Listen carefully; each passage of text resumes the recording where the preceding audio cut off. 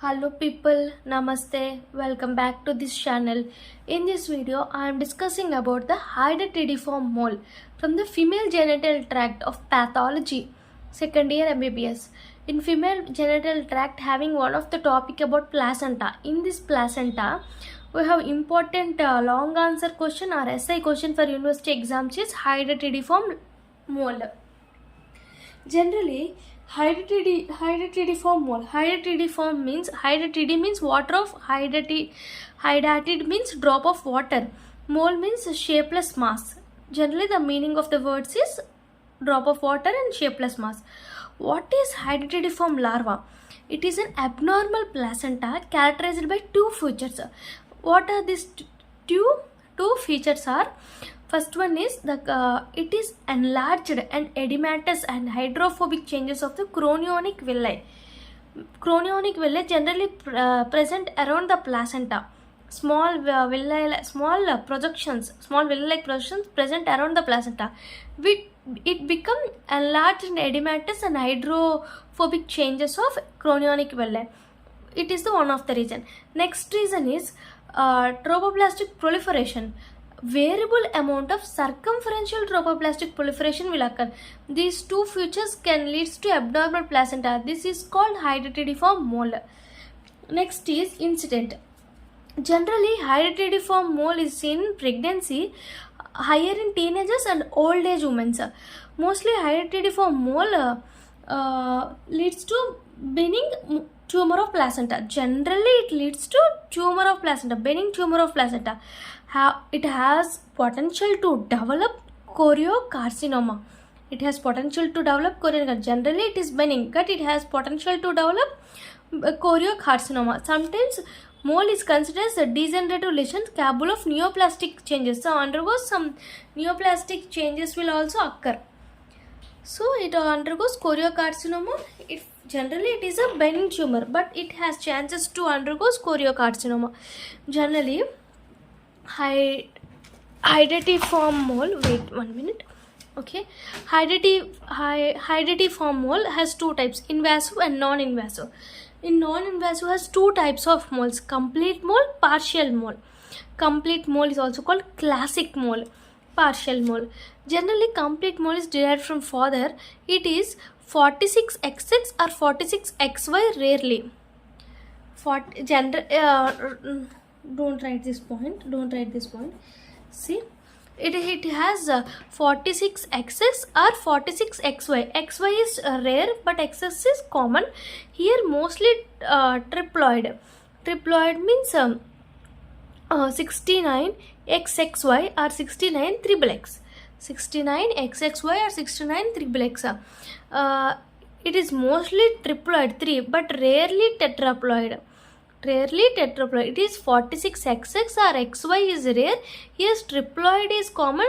Tetraploid is rare, like 69XXX or 69XXY.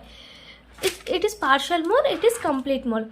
In complete mole, it has choriocarcinoma is developed. It has chances to develop choriocarcinoma, but in partial mole, it has no chances to develop choriocarcinoma.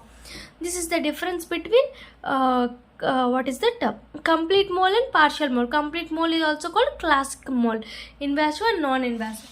Generally, these appears commonly at 4th to 5th month of gestation period. It is characterized by increased uterine size of the uterus will increases, and vaginal bleeding and toxemia, and passes of grape-like masses from vagina. Some grape-like masses will come from vagina. Grape-like masses. It has a beta HCG level evolved in both blood and urine due to trophoblastic proliferation. In this definition, there is a trophoblastic proliferation. So, because of more trophoblastic proliferation, there will be more beta HCG level in blood and urine. These are the characteristics features of these moles. This hydatid mole. See, uterine size increases, vaginal bleeding, toxemia, grape-like masses from vagina, and beta HCG level will increases. This is the next one is morphological features. Morphological features of complete mole and partial mole. Generally, complete mole, gross and microscope. In complete mole, gross uterus is enlarged. Uterus is enlarged and filled with grape-like vesicles, which contain clear watery fluid. Contains clear and watery fluid is present in these grape-like vesicles. It is rarely macerated fetus may develop. Macerated fetus may develop rarely, but it is grape-like vesicles with clear watery fluid. Uterus is enlarged. This is complete mole grossly. Microscopically, it is large, round, edematous acellular villi. Means chorionic villi is there.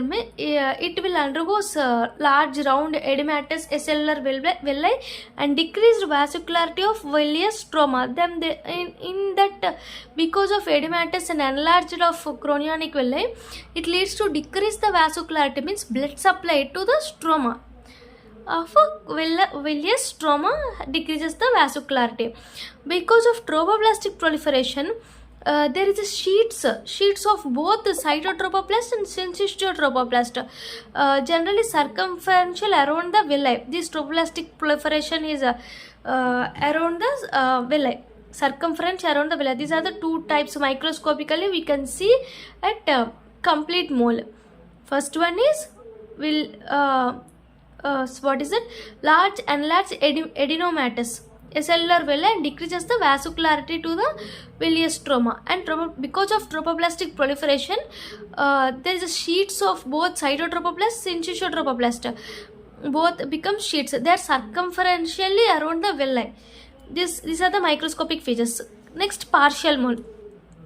Generally, uterus is does not enlarge like complete mole, but it is smaller than expected for the duration of pregnancy. For the duration of pregnancy, it becomes smaller than expected in partial mole. Next, if generally here the fetus is macerated fetus is found. Here fetus with multiple malformations is often present. Multiple malformation is present. And microscopy. Some villi shows adenomatous change, but some other are normal and even fibrotic. Some other are normal and even fibrotic. This is the partial mole. This is the complete mole. This is the partial mole.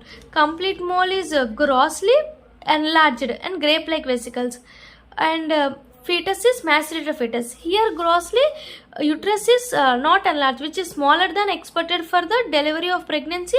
Here the fetus is multiple malformation is often observed. Here microscopically same villi is adenomatous. Because of this large round adenomatous, because of this vascularity is decreased, and trophoblastic proliferation around the circumferential around the villi. Here some villi shows adenomatous changes, but some are normal and even fibrotic. These are the two morphological features of complete mole and partial mole. Another one is present for see, here trophoblastic proliferation is usually slight, but in complete mole trophoblastic proliferation is circumferentially around the villi, but usually slight. Here P57 immunostaining is present for P57, which is useful for differentiate the complete mole or partial mole generally.